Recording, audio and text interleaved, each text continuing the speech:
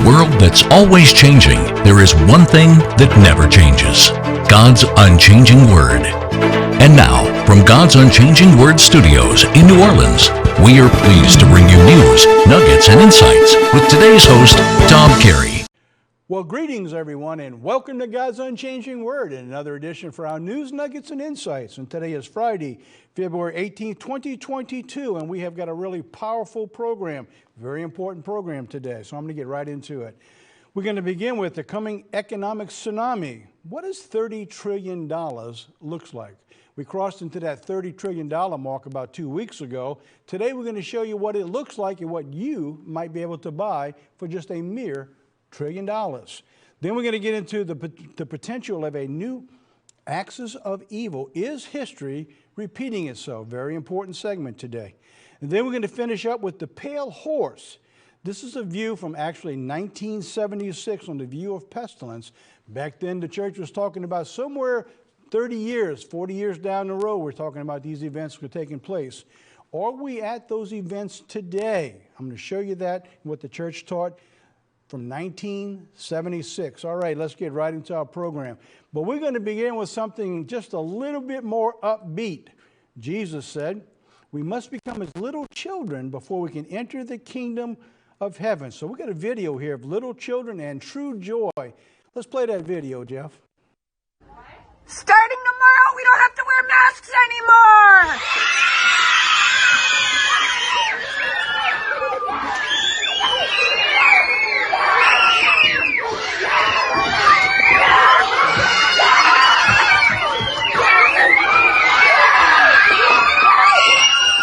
Is anybody excited?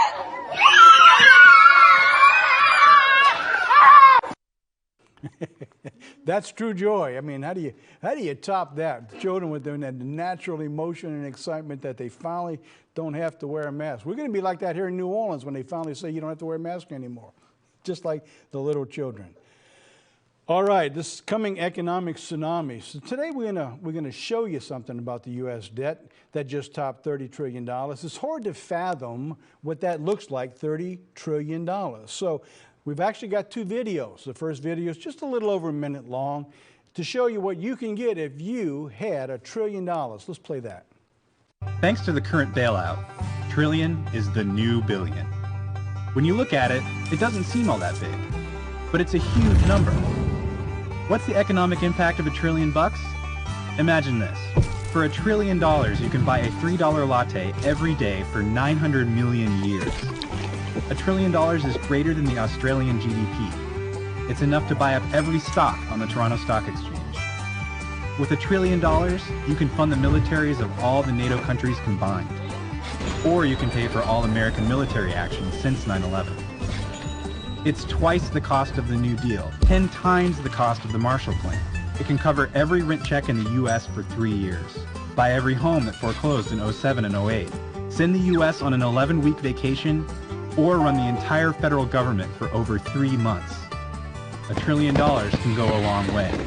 The amazing thing is, $1 trillion is only 1/10 of the current bailout. Can you imagine that? That's only 1/10 of the bailout? 1/10. $1 trillion. But we're at $30 trillion in actual debt. We still owe over $170 trillion of long-term debt.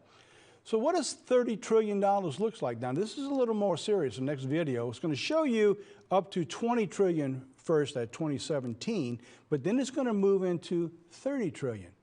About 2 minutes long. Let's play that video.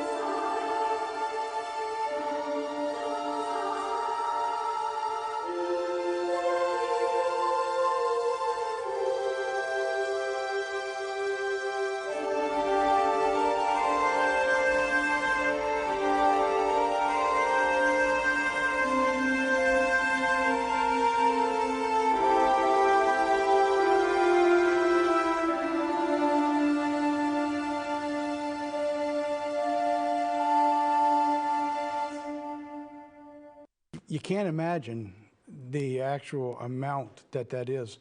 That's actual computer generated for realistic comparison in sizes of stacks of $100 bills. $100 bills, $30 trillion. If you notice the difference between the 20 and the 30, they put a football field inside of there as they continue to add stacks. And our debt continues to climb, and there's no way to pay it off. All right, let's move on. Something very serious now. Stage now that we're looking at tomorrow. So I looked at the news and say, well, what time tomorrow? Interesting when you think about what's going on about that. World Watch, all right? Peace, peace. When there is no peace. God tells us, through Jeremiah, that we'd be at a time at the end of days, and I'm talking about this in the series I'll show you at the end of our program today. I'll be doing part 2 in the book of Jeremiah, showing how the former and the latter is all lining up today for our lifetime of actually what's taking place. The new axis of evil will take place before the coming. Is there going to be a new axis of evil like it was in World War II? We're looking at Russia right now as Russia stands right on the verge of beginning a new war. Will China attack Taiwan? We've seen that happen in World War II and World War I. When one nation attacks another because of the instability, another nation will take advantage of that instability and begin to move into where they want to take control of. And let's not forget Iran, as they continue to push for the nuclear weapon and say that if they get it, they will destroy Israel. God tells us at the end time to watch for armies surrounding Jerusalem. So we know that all these things are leading up to, but wait till you see the chart that I'm showing you now with a pipeline you probably never heard of before, and I'm going to talk about that in just a couple minutes. Let's talk about the peace. Global Peace Index 2021 reveals a year of civil unrest. This is from the Vision of Humanity report. During a seemingly never-ending pandemic, a new trend emerged in the Global Peace Index in 2021, a large increase in civil unrest and political instability. They went on to say that these, or underlying tensions, will only be magnified as the financial pressures ease and the COVID remains, which is likely to lead to increased instability. So we're looking at now in 2022, and there's no doubt that around the world is growing more unstable as we speak. So let's take a look at something else that's pointing to this time, 2021, and the doomsday clock stuck at 100 seconds to midnight, scientists say, and this is the third year in a row that it has taken place. The doomsday clock is reset each January, remains at 100 seconds to midnight for the third year in a row. Now, by the way, because you didn't know, that is the shortest span of time to hit midnight. When they talk about midnight, they're talking about the end of humanity. When this began in 1950, it was at 7 seconds. By 2000, it went back to 7 seconds, and we've been getting shorter and shorter and shorter ever since. The world remains stuck in an extremely dangerous moment, the scientists say. The ones who set the clock, who monitor what's going on around the world. This is the Peace Index. Now, you might want to, when you see this program, freeze it here so that you can look at that chart on the bottom and see what the color scheme for all of these is. They're talking about 87 nations had improvements. They're in the blue. 73 had deterioration, but overall, it changed, got worse by 7/10. And they said, well, this is a good sign. But not when you look at what happened in 2020. That it got a little worse in 2021, now 2022 shows up. So let's take a look at those nations that say they got better during 2021.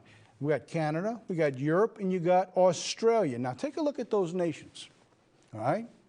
Look at that color scheme. They say they got more peace in 2021. These are the three nations, these three circles that I've got. Those nations now in 2022 have a lot more unrest.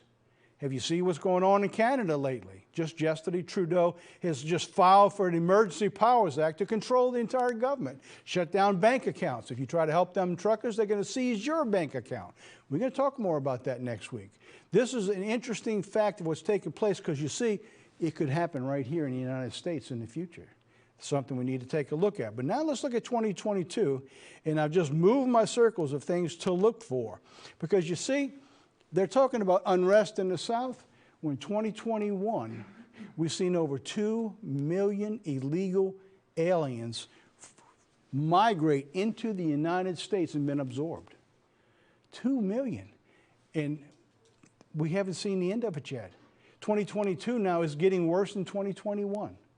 They're showing by the tens of thousands every single month with no end in sight was taking place.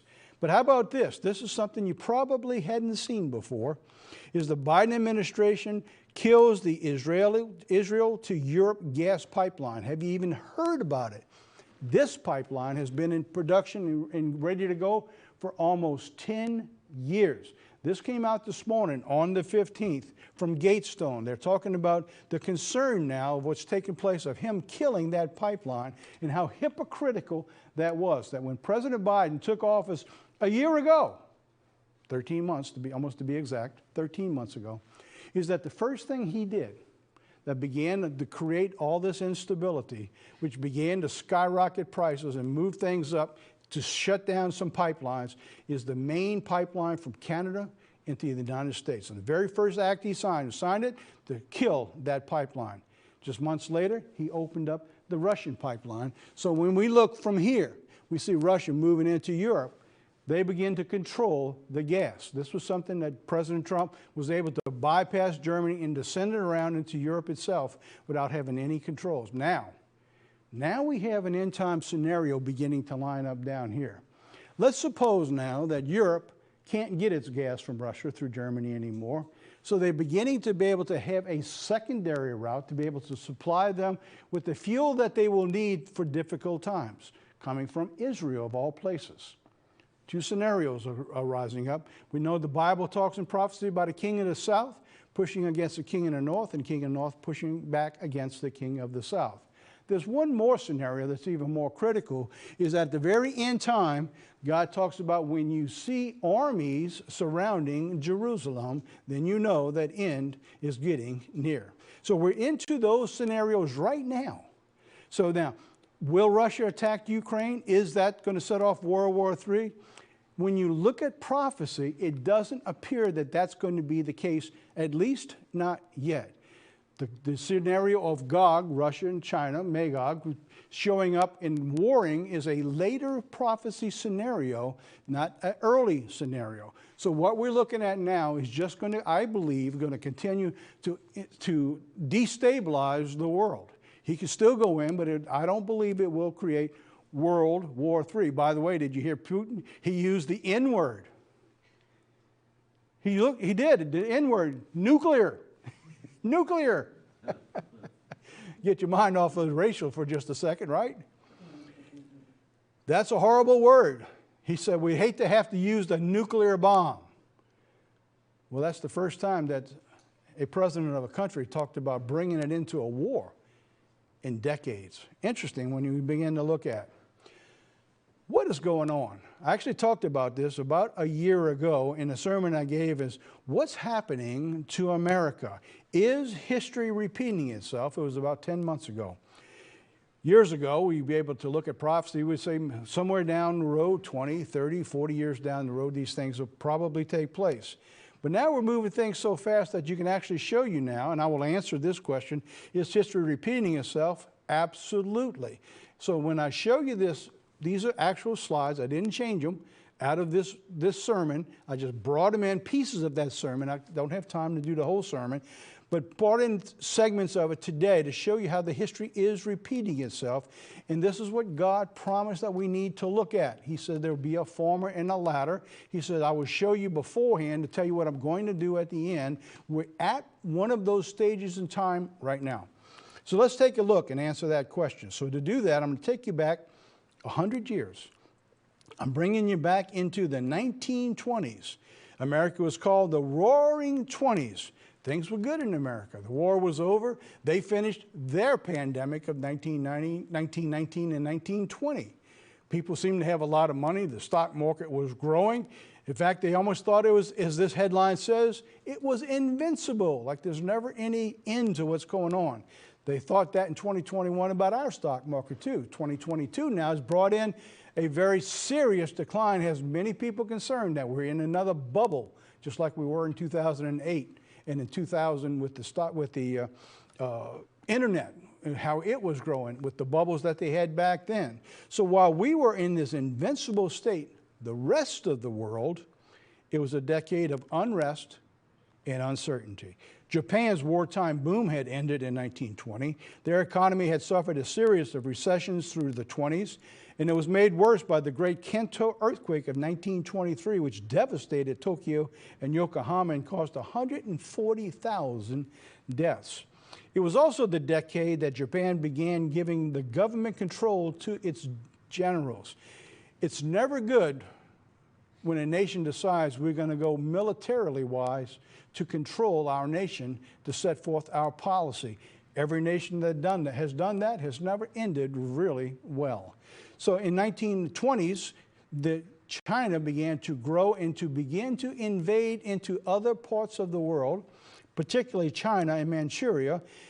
It laid the foundation for its attack in 1931 to Manchuria, and then in 1937 into China itself, which is actually pre-war. So what we're looking at now, other nations, just like they were back then, positioning themselves to be able to take advantage when the weakness comes of other nations, when nobody's going to be able to stop them from obtaining what they want for their control. Very similar to what we're looking at with Russia right now. And China is sitting on the wings saying if Russia does attack the Ukraine, will China make its advancement into Taiwan?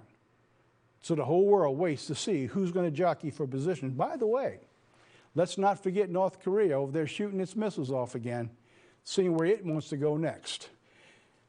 During that same time in Italy, Benito Mussolini began his dynasty to originally as a socialist party and a journalist of the Avanti.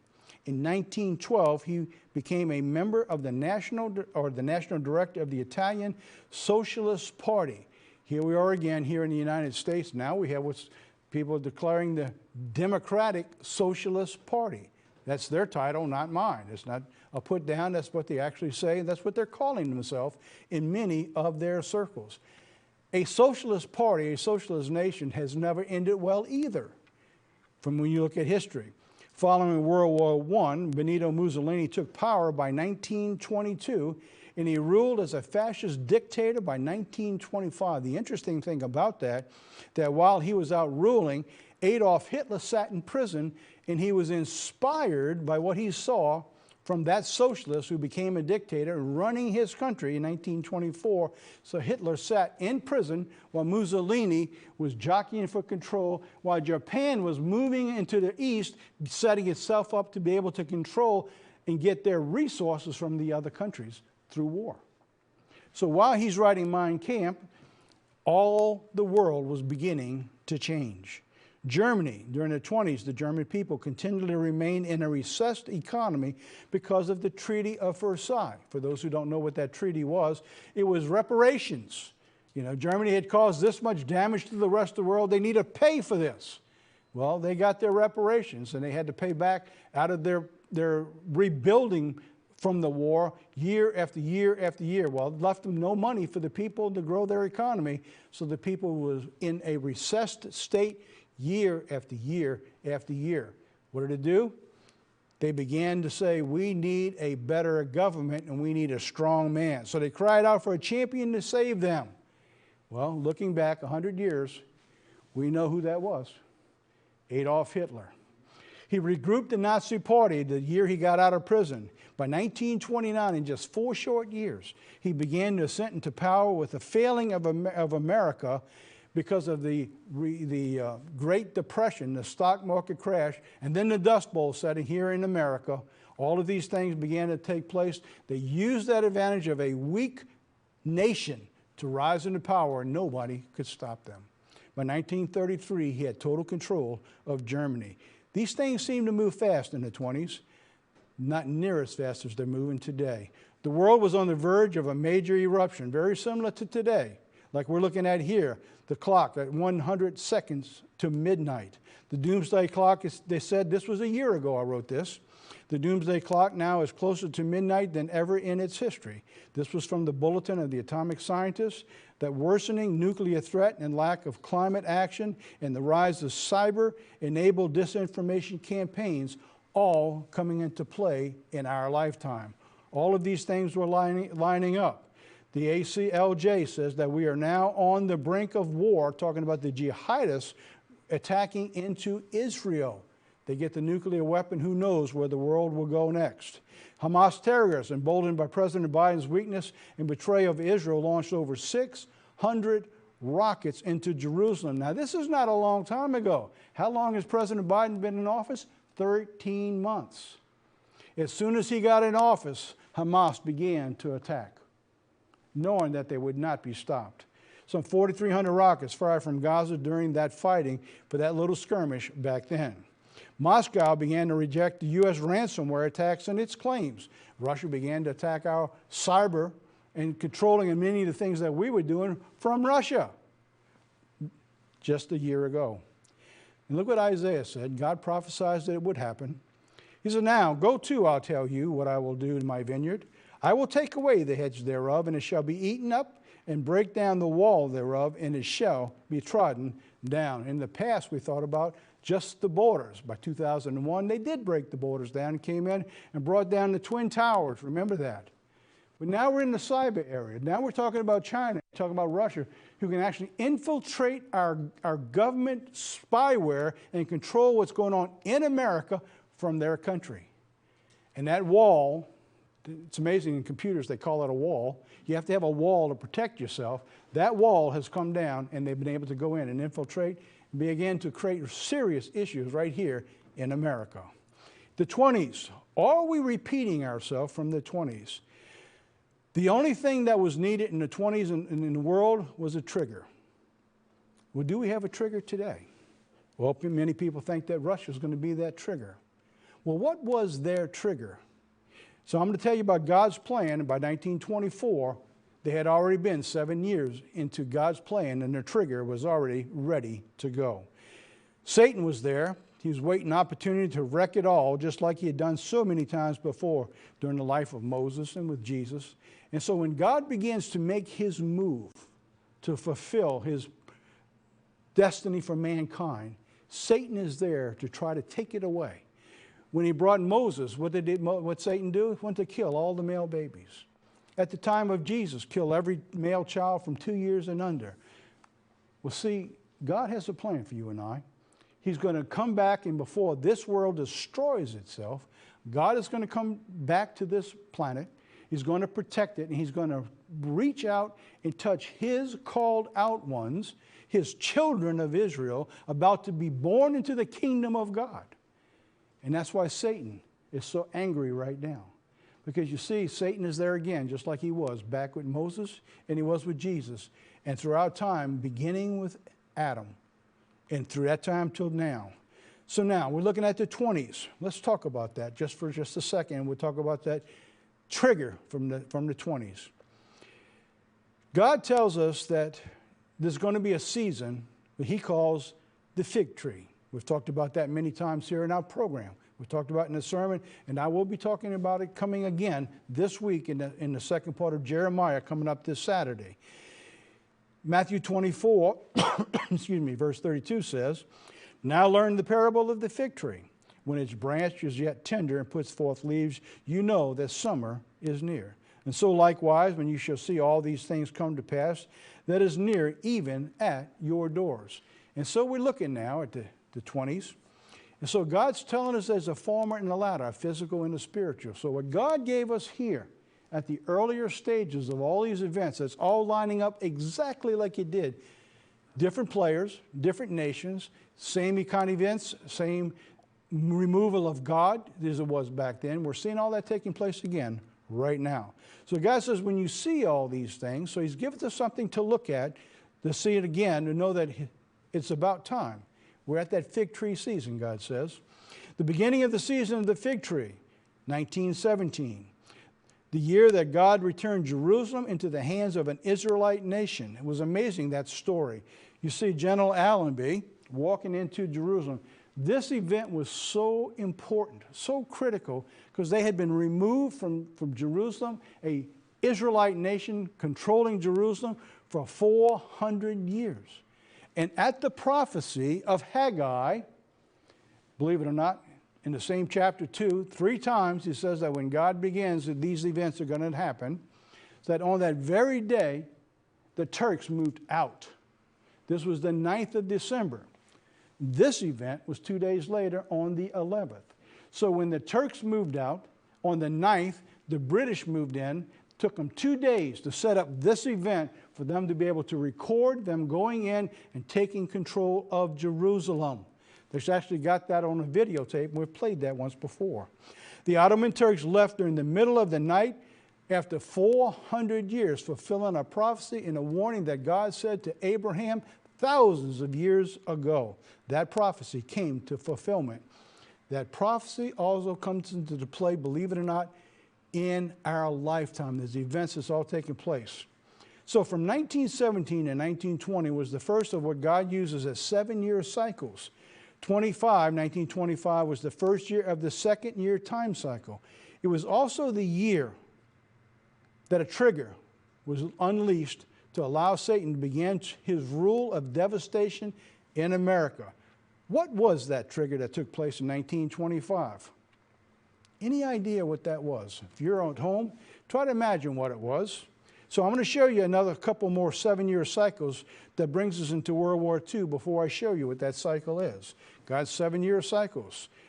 First one was 1917 to 1924. 25 to 31 was the second cycle, unleashed the world chaos, which began in Hitler's reign of power by 1933. 32 through 38 began and ended with Kristallnacht. It began with Hitler coming to power and ended with Kristallnacht.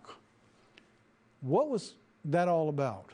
God sets up kings, Daniel tells us, and he removed kings. He establishes nations and he removes nations. So here we have, in this cycle of 7-year period, it began by bringing Hitler in.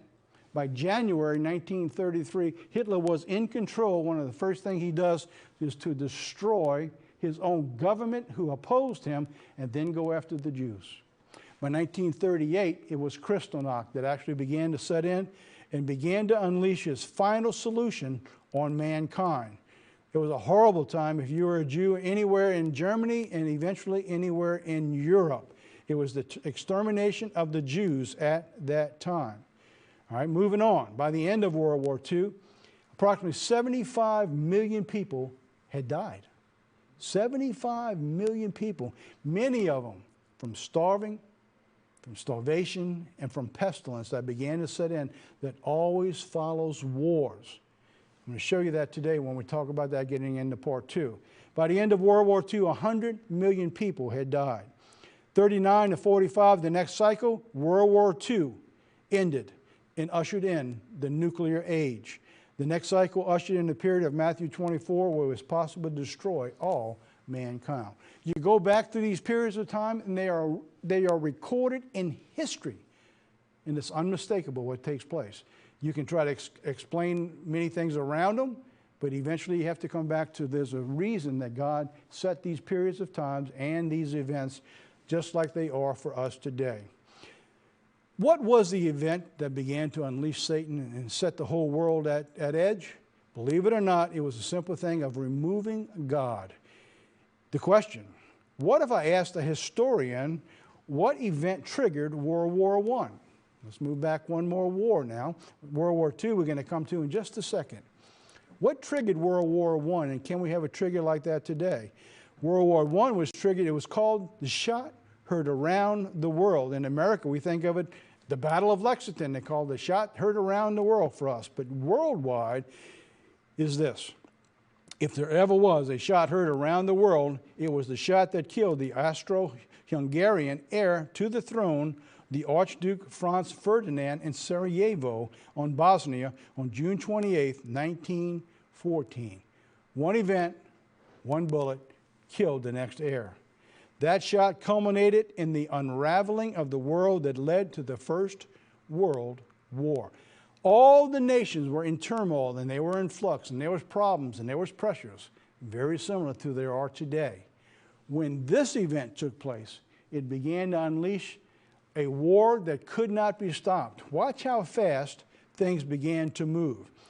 June 28, 1940, the Hungarian Archduke Franz Ferdinand and his wife, Sofia Kotek, were assassinated by a Bosnian Serb nationalist, Gavrilo Princip from Austria, which suspects that Serbia was responsible. So he was from that nation, so therefore it must be that nation. On one day, now watch these dates. 1 month later, Austria-Hungary declared war on Serbia. In August, another month later, Germany declares war on Russia, France, and Belgium. Britain declared war on Germany. Austria-Hungary declares war on Russia. France and Britain declare war on Austria and Hungary. Japan declares war on Germany. Austria and Hungary declares war on Belgium. All of this taking place from that one event, and that all took place in just 2 months. Could it happen that fast again? You betcha. It could happen even faster in the day we live today. The United States declared itself neutral. Just leave us alone. Kind of like we feel today when the rest of the world's going to who knows from what. The United States was, well, just leave us alone. We just want to do our own thing. Well, that's not going to be possible, not in the next war that's coming. So now, the event. So what triggered the next war and what began to change the rest of the world that opened the door for such unrest? The Scopes monkey trial, believe it or not. You began to see everything taking place and began to make its move around 1925. Mussolini began his control as the dictator. Adolf Hitler began his Nazi party. Japan was moving across the other countries, beginning to set itself in place to be able to attack into war. And here in the United States, we removed God. Excuse me. For the first time as a nation, we began to open the door that God was not our creator, he was not our founder, and it was a monkey. That we came from evolution. By 1925, the evolution was already being taught in our schools and being accepted. From that time to today, that is a part of the science that is taught in schools, and God is forbidden to be taught. They will not allow that in schools anymore. Not in public schools, not anymore. In Exodus 20, verse 2 and 3, God says this, I am the Lord your God, which brought you out of the land of Egypt, out of the house of bondage. You shall have no other gods before me. And just as we did back in World War II, the United States has done it again. In 1971 to 73, we began to allow abortion to kill our babies, just like the pagan gods in the Old Testament. By 1915, the government says that it's okay to have gay marriage, discounting the marriage proclamation that God said from the beginning, it's not good that man should be alone, that one man and one woman, as he designed it. So man has set himself apart from what God had established from the beginning of creation. And so here we are again. People don't put these things together, but when you look at the events of the removal of God, you begin to see the being brought in of evil into that nation. Matthew 24, Luke 21, and Revelation 6 talks about false Christs, wars and rumors of wars, and pestilences. And if you go to read Revelation 6, there's something that comes along with these wars and rumors of wars. When that begins to sound its alarm, when that trump begins to sound, God says he begins to remove peace from the earth. We are in that time right now, I believe. How long will it last? Well, I don't know. But God's giving us the warning of what's coming in. He's giving us a chance to see how bad things can get real fast. We've had World War I. We've had World War II. We've seen how the evil dictators and what happens to their nations. We looked at socialist nations and how poor they're performing in this day and time. We've seen a pestilence come in that's absolutely brought havoc and wrecked this entire world. Debt is climbing at an unprecedented rate, and peace is no longer to be found almost anywhere on this planet. So now, let's take a look at this when we come back today. We're going to take a little break now. We're going to take a look at about an 11-minute segment from 1976 that talks about pestilence and what to expect in our planet coming up. So before we go there, we're going to take a break. I've got a video coming up we're going to talk about. It's called Foundations. And then when we come back, we're going to go to that video, Pestilence in the View, from Ted Armstrong from 1976. Let's take a break, and I'll be right back in just a couple minutes.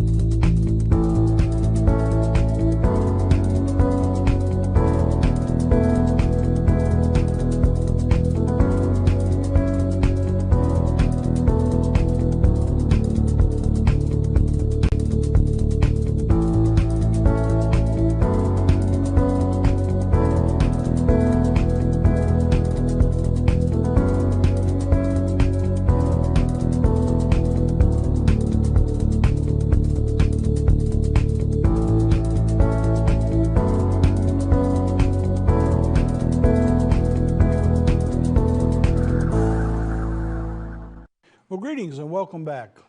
Really, really nice video on there. All right, let's go to our second portion of our program today. We're going to talk about the pestilences, the pair horse, and I'm going to bring a view from Gardner Ted Armstrong. Very powerful, very strong. The reason I'm bringing this to you today, because see, we stand on the edge of the potential of war. We are definitely having wars and rumors of wars, just like the Bible said. But one of the things that I've done in my studies in history is try to look at what happens to a nation after the war. And if you look at the end of World War I, going into World War II, starvation was rampant across many of the European nations, and especially in Russia. Tens of thousands, millions of people died of famine during those periods of time. And in Europe after World War II, you look at the nations, they're just total devastation. There's no food, there's no infrastructure. We went through that here in New Orleans after Hurricane Katrina. There was nothing. There's no stores open. There was no money. In Chalmette, a little community just south of here in New Orleans, all the way to the river, almost 60 miles down, not a single business open to produce anything. When those events happened following the war, excuse me, it isn't over.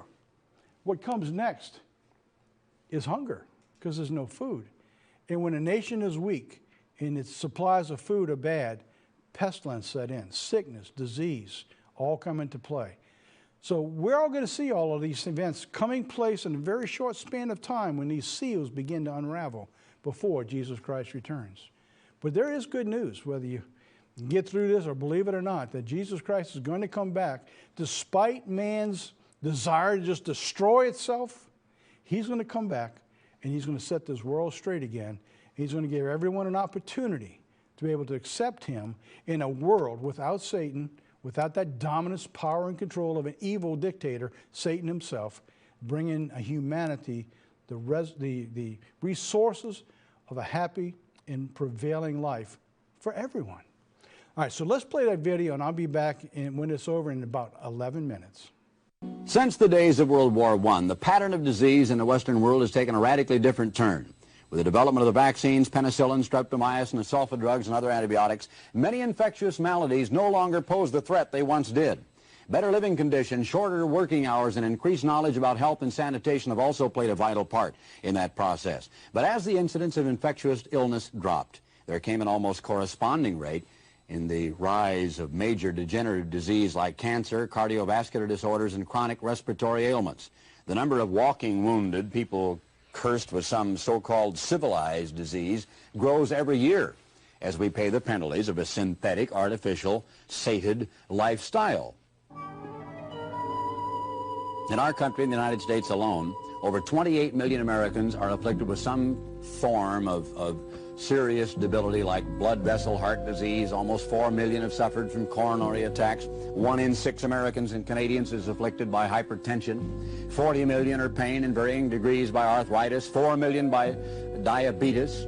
Another 5 million who are potential candidates for insulin injections. Every year, more Americans die from cancer than were killed during the entire course of World War II. 1 million are currently under treatment for various malignancies. Another 49 million, roughly 1 out of every 4, will eventually contract this degenerative disease. According to Louis Herber, who is a leading expert on modern environmental problems, what this means in effect is that if it weren't for the extraordinary medical advances and great improvements in the material conditions of life, today's adult might well have a much shorter lifespan than his grandparents did. Herber went on to say, it suggests that modern man would find it very difficult to survive outside a medical and pharmaceutical hothouse. Frederick F. Cartwright, author of Disease and History, likewise made a rather ominous-sounding statement when he said, man must come to terms with himself. If he does not learn self-discipline, if he fails to solve the problems which he has created, then at least temporarily those problems will be solved for him. The solution will lie in the hands of one or all of his age-old enemies, famine, pestilence, and war, the horsemen of the apocalypse. Shocking words for people living in this modern space-age civilized Western world. These things are here now. The greater potential for them is here now. Well, we've always had disease, people can say. We've always had disorder. But does that mean then that these prophecies of the Bible will not happen? That these prophecies of Revelation 6 speak only of ongoing, routine, cyclical trouble? Or does it really refer, this pale horse of disease, to something far more ominous?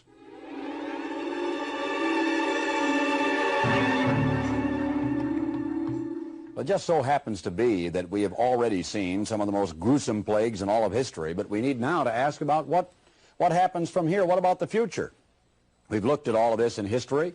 We've seen a little bit about the bubonic plague, but unfortunately, the pale horse, the last of those 4, has yet to come in biblical prophecy. So let's take a look at some of the background forces that are setting the stage for that future event.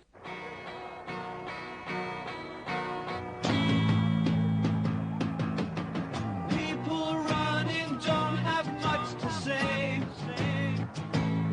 You better get your dreams before they fade away.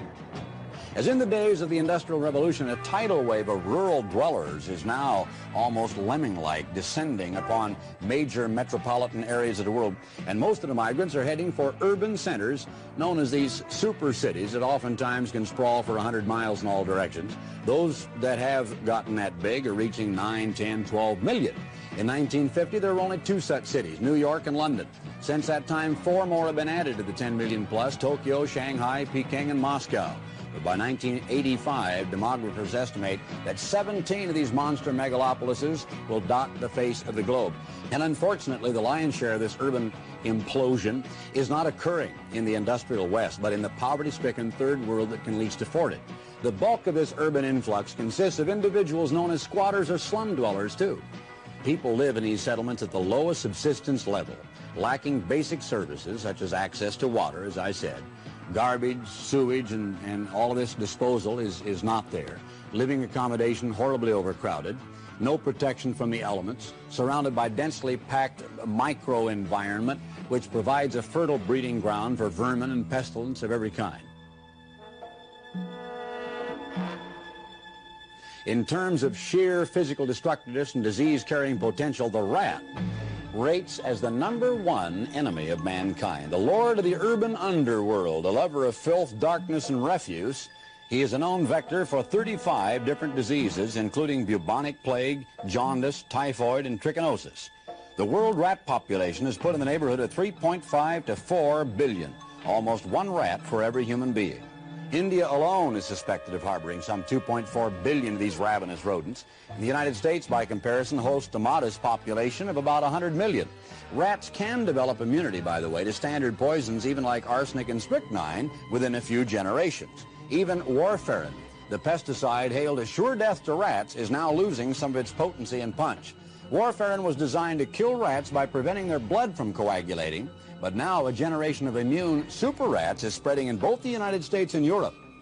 And with them, every step of the way, go germs and parasites. How well is this civilized world prepared to combat this rat invasion? Although various vaccines and antibiotics have been responsible for significant gains in the battle against disease, some of these successes have come at a terrible price. In the late 1960s, bacteriologists discovered that bacteria subjected to drug treatment had the ability to infect their microbial cousins with multiple drug resistance. Researchers found that pathogens of the plague, typhoid fever, cholera, and dysentery were among those that could quickly acquire the resistance factor. As one medical doctor stated, and I quote, "Unless we put a halt to the prodigal use of antibiotics and synthetic drugs, we may soon be forced back into the pre-antibiotic era of medicine." With problems of this magnitude, the potential for massive disease epidemic already lies seething just beneath the surface. The symbolic rider apparently has already mounted the pale horse of the apocalypse. This horseman, the fulfillment of this mysterious biblical prophecy, is going to be the greatest catastrophe ever to confront the human race. In Revelation 6 and verse 8, John writes, and I'm going to quote, "I looked and behold a pale horse, and his name that sat on him was Death. And hell," the Greek word is Hades, that means the grave, "followed him. And power was given unto them, or over them, to kill the fourth part of the earth, to kill with sword, and with hunger, and with death, and with the beasts of the earth." Here is a prophecy that says during the time where we on this earth have 4 billion people and are supposed to double to 8 billion in only 35 more years, there's a potential for a quarter of all of humanity to die in disease epidemics. And according to the Olivet prophecy, this is only the beginning of sorrows, Matthew 24 and verse 8. And much more is to follow as the world moves into the darkest moments of all of our history. Jeremiah called it the time of Jacob's trouble in Jeremiah 30 and verse 7. And Christ himself said, and I quote, "There will be great tribulation such as was not since the beginning of the world, no, nor ever shall be," meaning a time without parallel, without precedent in the history of the earth.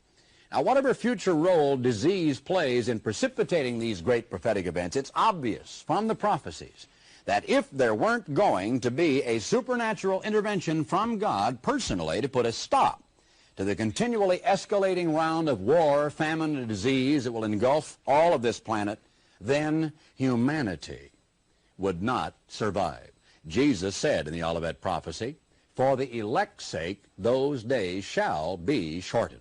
God has promised he will not permit mankind to cross that cosmic fail-safe point into extinction.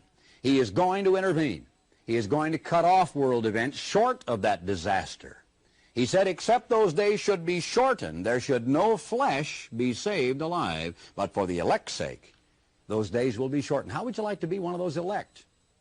Well, through these 4 programs on the 4 horsemen of the apocalypse, we've illustrated the tragic results of disobedience to living laws, as portrayed by Bible prophecy. But these events, as I've said repeatedly, are conditional. They don't have to happen.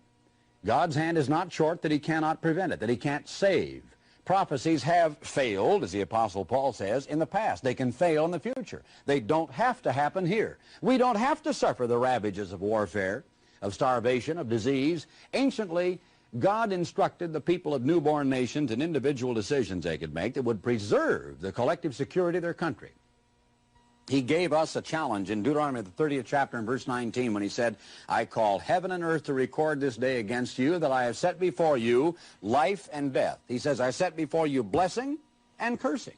Therefore, choose." But he doesn't just say choose, take your pick. He says, choose life, will you please? Choose life. that both you and your seed may live. God's law is the way of life, of health, of happiness, of the right way to live. If we individually choose that way of life, then we individually reap the rewards of that way of life. If enough of us collectively will choose that way of life, then the entire nation can be saved. The prophetic warnings are conditional, based upon our own performance. It's up to us one way or the other. We can be saved from these four horsemen, and our nation can be saved if we will meet those conditions. Well, welcome back. Everything he said then, 1976, is more true for you and I today. We do not have to go through what this world is going to go through. You do not have to go through what this world is going to go through. Jesus Christ offers us a way, and he tells us, choose life. That's what our program is all about, is giving an opportunity for all those that God is calling for this world to be able to turn around so they don't have to go through what they're going to go through if they don't. All right, let's begin to wrap it up. Tough program today, very, very tough program. All right, so let's begin to wrap it up from the home office. 2 videos going out this week. The first one is part 3 of the Mardi Gras connection to Easter and Christmas. Great series there. And then the second sermon is True Law and Order by Chuck Hunt Jr. on the mail, going out this past week. If you live in the Syracuse area, by all means, you can go to an open house. They have been doing once a month, running ads in the paper. Might be something you might want to consider in your area. They've been running ads to invite the general public in to meet the brethren. So they've been doing that, and this is the second month they're doing it. They're having taco dinner, taco dinner out there. And they've actually, God's blessed them to be able to have the news editor up there. One of the editors from the newspaper has actually been writing to give them very favorable responses in the newspaper. What a difference. And he's actually visited the church on services on 2 occasions. So continue to pray for them, and hopefully this week they'll bring in some more people to come by to visit what they're doing, and we'll need to keep them in our prayers while that's going on. Also, new for the church, all right, we have Instagram. All right, this is all new to me, all this technology for these new Facebook and all this other stuff. Well, this one's called Instagram. So this comes out every day. There'll be little things coming out that you can be a part of. You can go in, you can look, you can be inspired. You might want to add something. It says all you need to do, I hope I got this right. We'll tell you more about this next week as we're going. Maybe show you little clips from the website. So if this is for your phone, handheld devices, for your computer, for a tablet. So this is modern technology here. All you need to do is you go online and get a free Instagram app. You have to go, when you get your app, you'll have to set up an account, put in your email and a password. So if you want to find our page, once you got it all set up or you already got an account, simply go to, at the top of the bar, you'll scroll and search, type in the COGMI, C-O-G-M-I, Church of God Ministries International. Just type in the COGMI and you can access our account on Instagram. And every day there's a scripture for the day, and there's all kind of wonderful and encouraging things that you can find on that site. But we'll tell you more about it as we go. All right, so I'm looking forward to that myself. Tomorrow, this Saturday, I'm doing part 2 of Walking in the Footsteps of Jeremiah. I wish I could tell you it's going to live stream. We're going to try to live stream it. Cox Cable still hasn't fixed it. We've been talking to their regional support team and now the national support team, and we've been doing this for 2 months, and they've been sending people out every week. They still have not fixed their problem. So I hope that if you do tune in, that it will work, but if not, Jeff goes home. He spends his Saturday afternoons and his evenings refixing everything, taking everything he tapes here, brings it home, re-renders it all in the proper format and puts it online. Sometimes it's 1 o'clock, 2 o'clock in the morning that he's working to get all this done. But sometime later that evening or the next day, this sermon will be available. Also, we'll be mailing it out if you request it. You can call in or you can write in and get it. And we also send a card out for Jeremiah. We will be sending it if we haven't sent it yet, so that you can get that sermon. It is probably, I feel like one of the most important series that I've done to date for the Church of God Ministries International. All right, that's it for our program. But as always, we want to close our program with one more upbeat video to close our program. So take a look at this video, and I'll be right back to close our program.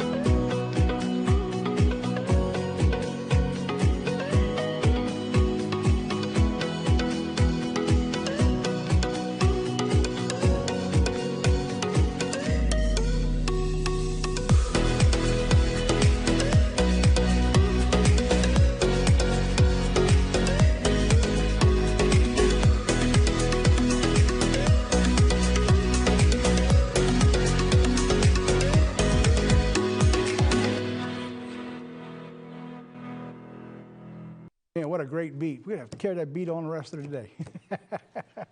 All right, that's it for our program today. Thanks again for watching. And I want to thank all of you who not only write in and call in, but who financially support to keep the word going. I think you see today, especially how important the message is, that we get that message out. Time is moving quickly.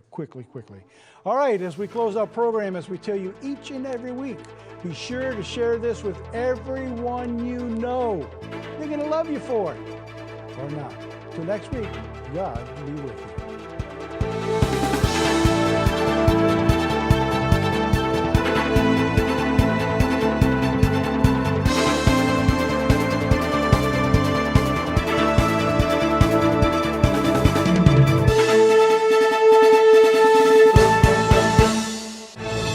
Thank you.